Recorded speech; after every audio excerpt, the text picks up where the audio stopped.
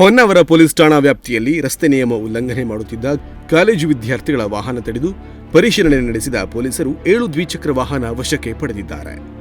ಹೊನ್ನಾವರ ಪಟ್ಟಣದಲ್ಲಿ ಕಾಲೇಜು ವಿದ್ಯಾರ್ಥಿಗಳು ಬೈಕ್ ಚಾಲನೆ ಮಾಡುವಾಗ ನಿಯಮ ಮೀರುವ ಬಗ್ಗೆ ಸಾರ್ವಜನಿಕ ವಲಯದಿಂದ ಆಗಾಗ ದೂರು ಕೇಳಿಬರುತ್ತಿತ್ತು. ಇದೀಗ ಹೊನ್ನಾವರ ಪೊಲೀಸರು ಗುರುವಾರ ಹೊನ್ನಾವರ ಠಾಣಾ ವ್ಯಾಪ್ತಿಯ ಕಾಲೇಜು ಮಕ್ಕಳ ವಾಹನ ತಡೆದು ಪರಿಶೀಲಿಸಿ ಒಟ್ಟು 7 ದ್ವಿಚಕ್ರ ವಾಹನಗಳನ್ನು ಪಿಎಸ್ಐ ರಾಜಶೇಖರ್ ಅವರು ವಶಕ್ಕೆ ಪಡೆದಿದ್ದಾರೆ.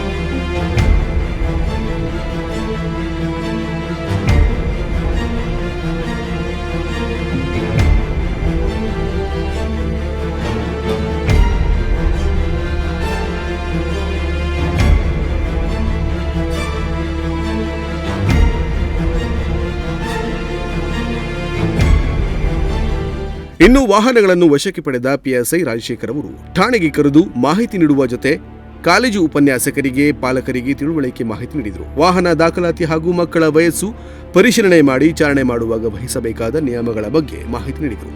ಈ ವೇಳೆ ಹೆಡ್ ಕಾನ್ಸ್ಟೇಬಲ್ ಸವಿತಾ ವೈದ್ಯ, ಸಿಬ್ಬಂದಿ ಚಂದ್ರಶೇಖರ್ ನಾಯ್ಕ್ ಉಪಸ್ಥಿತರಿದ್ದರು.